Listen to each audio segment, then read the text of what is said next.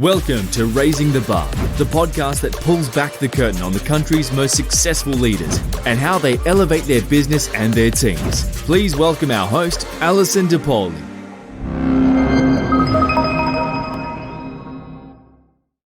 Hello, everybody. Welcome to the podcast today, Raising the Bar with Alison DePauli. It is my pleasure to have as our guest today, Dr. Dorian Williams, who is the founder of SA Reach and the owner of the Moad co-working space and a number of other things as well.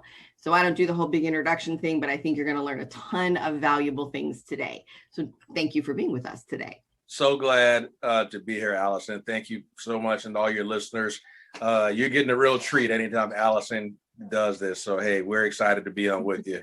Thank you for that. Yeah. You spent the first part of your career in the military, and then you made some pretty big pivots. Right. And tell me how you decided on those pivots.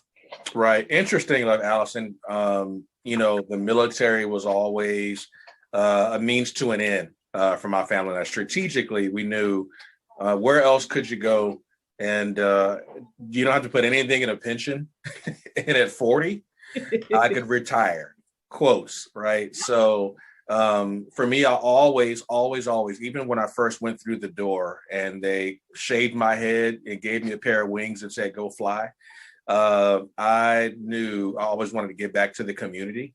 Growing up in an environment where we were certainly marginalized and underserved, but never using that as an excuse, and always wanting to get ahead. And I just wanted to bring that message back to whoever needed it once I retired. So once I had 25 years, a lot of people were saying, hey, are you going to go fly? Are you going to go, fly the border? What are you going to do? And I said, believe it or not, I'm not doing anything. I could care less if I ever get an airplane, if I ever get an altitude chamber or a centrifuge. I don't ever want to look at any more of that stuff. I wanted to just help people. And so, Allison, for me, the data was too compelling to not get involved and to help people. And so my family's heart was always capacity building. And I didn't care what that looked like. We were just ready to make it happen. And Uncle Sam was paying me just to wake up and not die. So I was like, this is free money. Let me make it happen. So that was literally my plan. One of the things I find most interesting about people's careers is they never really quantify that capacity building, right? So when you're 20, your capacity is, yes. And when you're 25, yep, it's a little bit bigger. And as you age, your capacity grows and your ability to influence grows as well, I think. Mm-hmm. How are you instilling that in your team? Because I think your team has, in the time that I've known them, has also expanded their capacity. Absolutely. I think the biggest thing is, Allison, and I think especially for those folks like business owners and small business owners and folks that are looking to expand, I think it literally is to identify what the parameters are from the beginning. Mm-hmm. And so, I'll sit down with our team and say, here's what needs to be done. Here's where we agree you are. Here's where we need you to be. And then we build a development plan that's much like the military. And we sit down and say, all right, here's the first quarter. We're focused on this. Here's your assessment. And then we're going to launch you for the second quarter and watch you go. And we just do that with every single person. So I literally walk around knowing where they are in their capacity journey, mm-hmm, and giving them real-time assessment because that's the best way for them to figure it out. And people like you, Allison, tell us. We'll know it. We'll know it if they're where they need to be. So, we're good.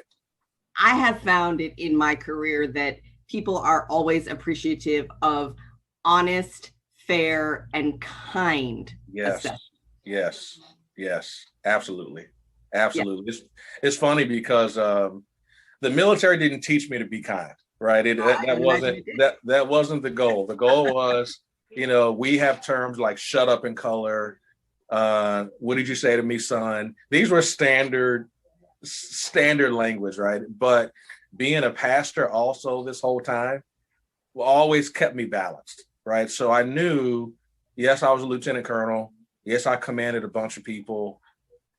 They saluted me every time I came on base. I get that. Every time somebody saw a rank, they saluted me. But I always kept in mind that there's a human being behind that salute. There's a human being behind that uniform. And it makes it really easy to sit down, like you said, and find the right tone and knowing the person you're dealing with, right? Because some people, Allison, need that whole shut up and color, go charge the hill, I'll tell you why after you do it. Then there's other folks that you have to get buy-in. Yep. So I think it depends on, is it a C-suite person you're trying to develop that may be coming from managerial? Is it we're trying to get them at a director level? Is it at a coordinator level? What do I want you to do? And you really have to sit down and develop it. I really sit down and build it up. You need Microsoft classes. You need to be a member of Toastmasters. I need to see you work on maybe some of your email etiquette. I need you to work on your dress, right? There's things that you hate to sit down and have these conversations, but if you really want them to expand their capacity, which they agreed on, right? From the very first, do you agree that you trust me enough to develop you to be the best person that you can be? And once I get a yes out of them, Allison, the rest of the history, it's really easy. And they love it. They absolutely love it. I would imagine they do. They love it. Yeah. I am not of that bent. I am very much of the change. We know. It doesn't go well. Right. And I've learned that it's much better to have conversation. And I also think that when you have a structure, it works better as well. And as a small business owner, our structure is a little bit different, but I think you bring that nice big structure and you've I think really successfully brought that down where you're not bringing the bureaucracy with you. Right. You're bringing the good parts of the structure where you can develop people and create plans and be very intentional about what you're doing. And I think you've done that very well, more effectively, I think, than a lot of people I've seen enter the nonprofit space from a military or corporate side. Tell me why you decided to take on economic disparity. And I think you've done pretty effective and very specific things. And I think that's important too. Right. I think, Allison, the reason I chose economic like disparity and like the socioeconomic segregation, because, San Antonio leads the nation in socioeconomic segregation. People don't realize that. We're number one in poverty. Like, we're the most impoverished city in America. I know it's when you have places like the Pearl and Stone Oak and New Braunfels, and I'm not complaining. I go to all those. Like, hey, I live in New Braunfels. I get it. But I'm just saying, I think the reason we did it is because, there's so much going on right now, especially as we speak today, right? A divided nation. I think there's right people on both sides because it's their perspective. I think everybody's living according to their lived experience. Yep. But for me, we chose, and the reason that my wife and I chose to attack this was because we felt like that was a solution. We felt like that was the solution we were called. The same way if we look back historically, a lot of it was driven by economy and profit and revenue. And so we felt like if we could help remove the economic disparity, the wage gap, narrow that delta between the two, then we could help with some of these other things. Like, this would result, if we can help you get a better job, have more confidence, more education, more training, and just confidence in general, then when you step into circles and realms where maybe someone doesn't like you because of your color, because of your gender, because of whatever it is, then you have enough confidence to know that it's their decision and it doesn't define you. So we wanted to just help people go, realize their best selves. And I'm sorry, we live in a United States of America where anybody can do anything if you want to. And that is what we wanted to do, is like, instead of saying, hey, we're going to get you free money, no, I'm going to give you a skill for free that you can go earn your money. And we have found that is a message that is acceptable, whether you're liberal, whether you are conservative, red or blue, donkey or elephant, Biden or Trump, it doesn't matter. I'm not a person who believes in handouts. Go get it. I'm going to be the person to help you to overcome any kind of victim mentality, to identify, have a real cause and effect, and just help you get some money generationally. And maybe it's not you, maybe it's your grandchildren that will benefit the greatest. But that was what we felt like was our greatest impact, was helping from an economic awareness and skill sets. And you've chosen some pretty specific ways to do that. Would you tell us a little bit about that? Absolutely. Well, I think the first thing we did was, for us, we've started a church, a ministry, a church and a nonprofit, every city that we've ever been to in our military career. Okay. So we used orders and changing location as a mission field. We were like, this is like awesome. I get to pick up after 3 years and go to a new city, do a market analysis and see what the city needs, and then launch and establish an economic empowerment enterprise, if you will. So I want to go back to that for a second, because I think that what you just said is very business speak. And I think that one of the things that you have helped people do is take a skill that they didn't know that they could monetize and monetize it. That's exactly right. And so it's like problem solving, right? What is the actual problem? Identify the actual problem, find the solution, and roll it out. No need to fix it today. You just need to have a plan to fix it. Right. And I think that is something that many of us forget, is that problem solving is problem solving. Whatever problem you're solving, if you're solving a business problem or an economic problem or a health insurance problem, which is my domain. Right. What is the actual problem? Not the symptom of the problem. What is the problem? And doing a market analysis is a great skill to have. Right. And you parlay that into a field that I don't normally hear market analysis. Yeah. It's critical, Allison. I think, and that's the goal, is whether it's the social sector, the economic sector, education, healthcare, because we're touching a little bit of everything. Yep. Right. So what you do is our goal was to introduce business ease, right? We wanted you to be able to speak the language because it needs to be part of your home culture, right? Not just, at work or when you're trying to, your small business office or whatever it is. If you can start talking, break-even points and revenue and profit margin and quarterly reports and analysis, and, you start talking to folks about this that have never heard it, it's always shocking to me how many people have never, ever been taught, trained, mentored. And once you give them that freedom to go win, that is what this is all about. It's like, oh man, and we get people calling us every day. Guess what? I just got my 501. Guess what? I just got my S-Corp designation. Thank you for that. I was at day 73. I know it had to be 75 days. Thank you so much. And so this is why, and this is what we chose to do. So that was our first method of doing that. We weren't even thinking about it as a business model. We just said, you know what? We want to help and impact every city. And when we got back to San Antonio, we were able to take that and just expand it. We're like, okay, now we don't have to move anymore. Yep. So we can actually put roots down here. We're from San Antonio, so it made it really easy for us. And so we said, okay, we're going to do the same thing. We started a church, built the church, and out of the church, you found that there were people who were interested in the same mission that we were. And then we took those people and then developed them to understand the nonprofit, which is Reach SA. And so then we move on from there. It's like going to a new city. We say, okay, Reach SA is healthy. What's next? Okay, let's do a Greenwood initiative, which is specific to people of color and businesses. And so we found that when we did our data, that Black males and women were the two groups that were least represented in the small business landscape here in San Antonio. So we said, okay, we're experts at being Black, so we can do that.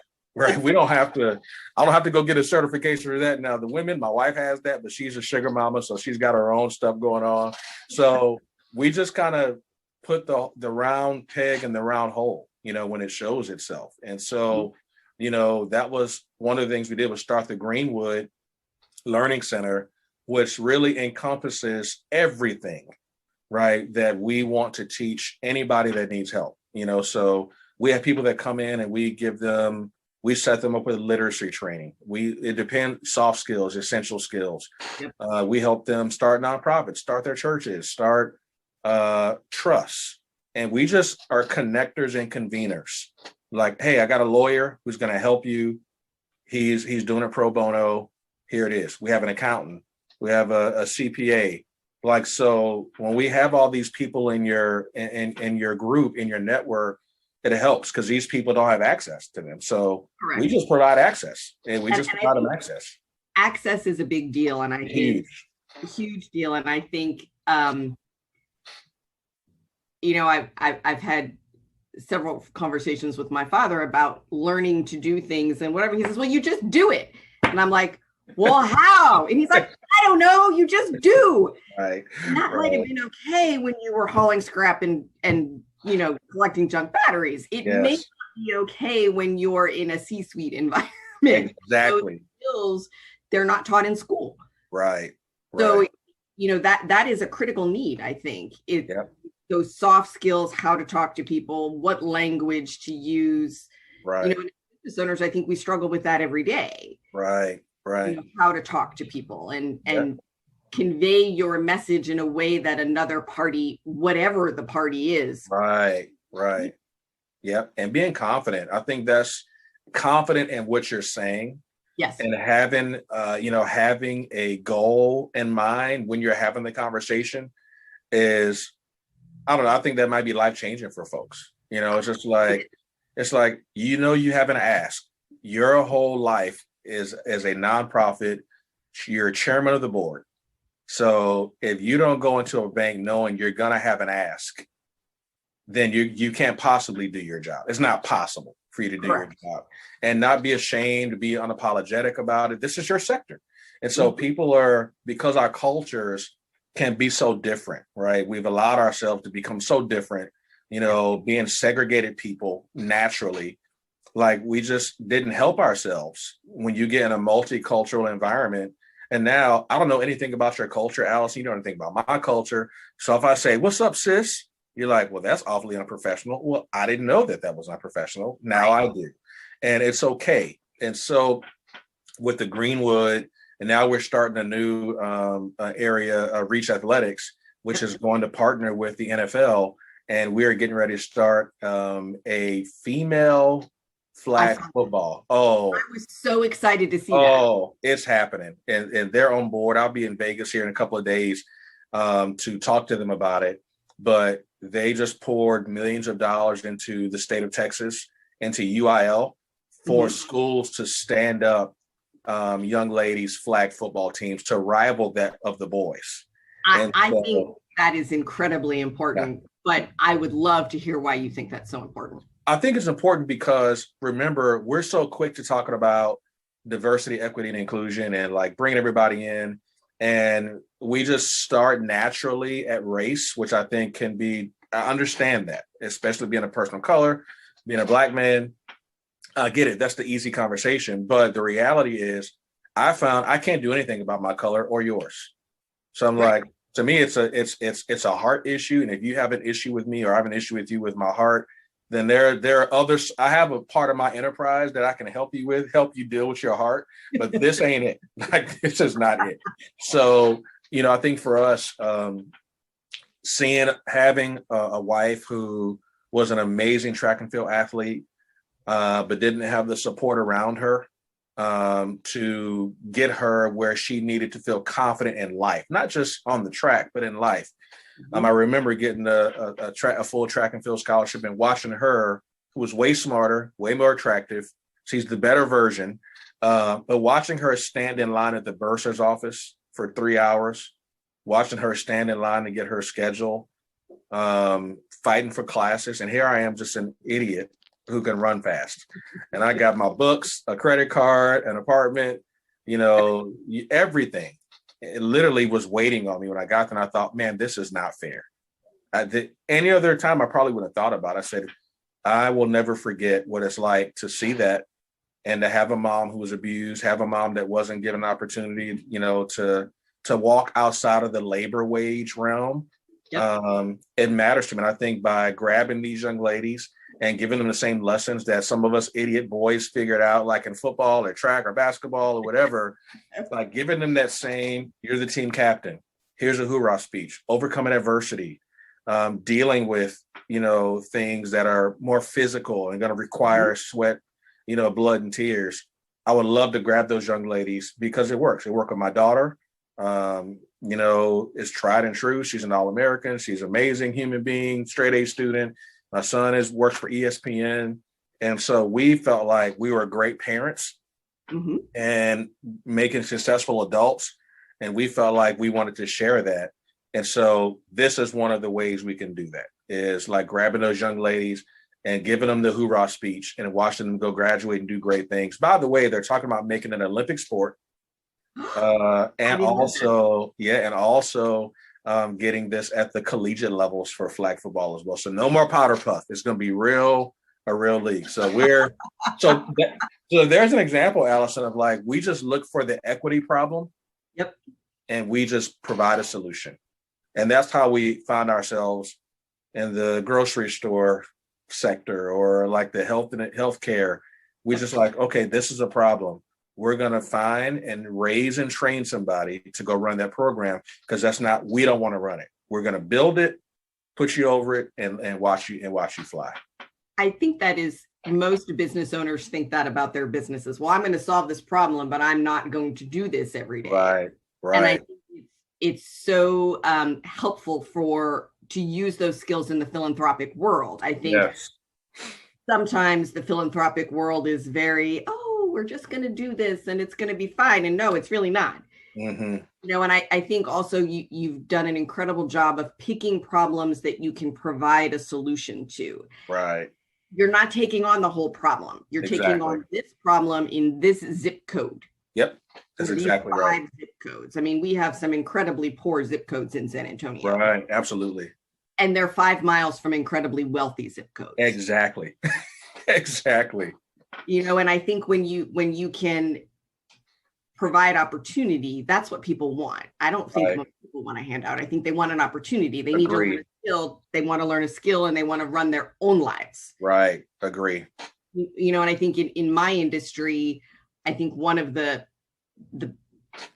not great things that has happened is there used to be incredible training programs with all kinds of insurance companies, underwriting programs, sales programs, and you could work for a company for 2, 5, 8 years and learn great skills and then go on and do something else, similar to what you did in the military, right? You were there for 25 years and you took those skills and you repurposed them. Yep. Those programs are gone. Right. And they're not being replaced at maybe the rate that they could. And they were an opportunity for somebody that maybe didn't have the same advantages of somebody in this zip code over here. Absolutely. It's funny you say that, because when I worked at the San Antonio Area Foundation, I was a consultant for them, and then worked on their staff for about 2 years, a year and a half. And, here you got this $1 billion foundation, right? And you're just like, okay, what do I have to offer? Like, what am I doing here? Like, what is this all about? And so, when I got a chance to sit in that seat, I realized how those programs are being cut across the board, like professional development programs, training, they're just being cut across the board. And it's hard to get your hands on PD dollars nowadays, especially if you're in a small business. You don't hear that language in the philanthropic circles and small business. When you ask somebody, what is your PD budget? They're like, I don't even, I'm just trying to break even. What is PD? I don't even know what you mean. It's like, that's like when you give you provide your employees, with learning and development opportunities to the tune of maybe $1,000 a month, or maybe 10% you pay tuition and fees, for if you're at the local university, whatever it is. And I found that it was just missing. And so when we stood up a learning and development division at the Area Foundation, it was by far the most attended activity and event of anything that we did. And I'm not surprised. It's amazing. It's like for $75, you get to have an accountant come in and download you a budget, QuickBooks, an example of how to, what's a balance sheet, and or in a nonprofit world, here's a grant writing class. I mean, those people were in there, Allison, like sponges. Like, if you give me this, I will go do it. And that proves your point that that's one of the areas that's lacking, is our current education is based on what you can afford here in San Antonio. It just is. And so you can afford a private school, that is a magnet school, or that's focused on maybe insurance. Maybe it's focused on the insurance industry. Those are amazing programs that we don't see. And so you don't get that if you have a general education, a general diploma, and now these folks get out and you're not athletically inclined, maybe, Maybe you don't have an engineering or an aviation back. Like, you're like, what am I supposed to do? And this is when we get ourselves in trouble because they don't know what to do. So they do whatever's thrown at them, good, bad, or indifferent. So I think you're on it when it comes to people don't know what they don't know until you tell them. They just don't know. And when you tell them, like, okay, I know you think your logo is just amazing, but it has nothing to do with what you do. Like, you have a comma where there should be a period. Like, what in the world? Who told you this was okay? And most times it's like, well, I didn't know. And we just applaud them for even having the energy and the effort to do it. We come in and go, all right, I have a Marcom person. They're going to work for you for 6 months. Well, what I owe you? You don't owe me anything. Right. And that's what the Greenwood is about. It's like, you just do better. We want to see you do better. And that's what it's really about. So I agree with you. Learning and development, like lifelong learning, has to be reintroduced to our culture sector wise. Yes. Everybody's got to learn. You got to know. I don't care how smart you are. You need to, there's something you don't know. I love that Harry Truman quote that not all readers are leaders, but all leaders are readers. I love it. Yes. So what is your favorite book? Oh my goodness. Or what is the book that you recommend to people the most? Okay. I think because, Alice, I got my hands in 15,000 different sectors. So I'm going to try to do this by sector, right? I think life-wise, I believe Rich Dad Poor Dad is a must read. I just believe that. Okay. By Kiyosaki, Robert T. Kiyosaki. I just believe if you don't understand liabilities and assets and passive income early on in life, you're going to have a difficult time, even if you work for Six Flags. I don't care where you go, you're going to have a difficult time. So I recommend that for most people. I also, recommend, and this is not a plug for my own book, but I'm going to say it. So strategic planning is I wrote a book called Strategic Planning for Black Folk, Unleashing the Secret Weapon of Success.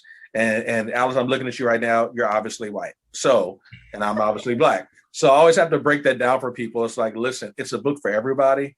And I think everybody can learn from it because, we get the strategic planning principles, but what makes it for Black folk and where that spin comes from is addressing in the first 2 or 3 chapters, giving my community an honest cause effect assessment so they can overcome what maybe we've been conditioned to think about ourselves based on what we've seen in media or maybe your own experiences in urban communities. So it's just like, hey, you're here and you think like this because of this. And my goal was for the readers to go, oh, I am somebody.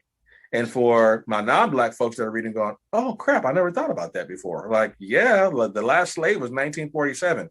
That was not that long ago. So when we have certain challenges, I wanted, the African-American community to realize is like, you can do this, but you got to stop thinking how you've been conditioned to think. And then we go into the regular strategic planning principles that we normally have. So I recommend that for sure. I think you can apply that to everybody, though. I mean, Agreed. I say a lot that I'm not a special flower, and I may kind of think I'm a special flower, but I'm really not, right? Right. My challenges in life are pretty consistent with everybody else's challenges in life. And I think that one of the ways that we get into trouble as a society is thinking that we're special flowers. Right. So yes, we all need to be responsible for our own lives, and we all need to be productive members of society, but we all drive on the same roads, and we all go to the grocery store, and we all in one place. So there has to be some rules of engagement. I love it. Yes. Yeah. And I think that's what makes those lived experiences matter is I'm not a woman. I could never, ever offer you empathy with whatever it is you're going through. I'm not a white male. I'm not an Asian. And you can label it. That's exactly right. Is that it's the same. It is very similar when we start talking about bias and having to find entry points. All those things are important, but I just think that hard work can overcome all of it. And if you can't, it's just not an excuse because it costs you $300 to start a small business. I can't. Like, and I got nothing for you. Like, I'm sorry. Like, you're talking to the wrong person if you think that you should get any handout. Like, I just don't. I'm sorry. Like, I can't because I came out of an environment where It's like, you go get it. My mom was very hard. She was like, go get it. I know your mother. Yes. And I have a very hard time believing that, even though I know that to be true. Yes. She's a sweetheart, of course, but she raised boys by herself. So you got to be tough. She literally was like, don't expect anybody to give you anything. She's like, if you want to go get it, I'll support you. I will work 20 hours a day so you can go to school. Like, I will ensure that you have shoes and clothes and school supplies. So watching a person that I loved, like I did my mom, work as hard as she did to provide and make a way, you can never come to me with any excuse. Like, I can't. She was abused. She went through all, and it was never an excuse, ever an excuse. And so for me, I think that we have to get out of that mindset of you owe me something. And that's not true. I think that you owe it to this country, who we are as a community, all of us, to do the best you can do, to stand on your own 2 feet and contribute, as a citizen. And that's not even a black, white, brown, Asian. That's not any of that. It's just like, to me, that is about, living life abundantly. And so I just think that, again, giving people an opportunity to really believe in themselves matters. It matters big time. I think it does too. And I think that we will wrap it up there today. I'm so glad you came on. Thank you so much. Absolutely. And we will link to all of the organizations we mentioned and to the books in the show notes so that you can grab that, and we will tell you how to find Dorian. Thank you so much. See y'all next time. We hope you've enjoyed this episode. Raising the Bar is powered by Altiqe Consulting, the country's leading independent expert in healthcare cost containment. Astute employers know there's a better way to offer health insurance, and we help them achieve it.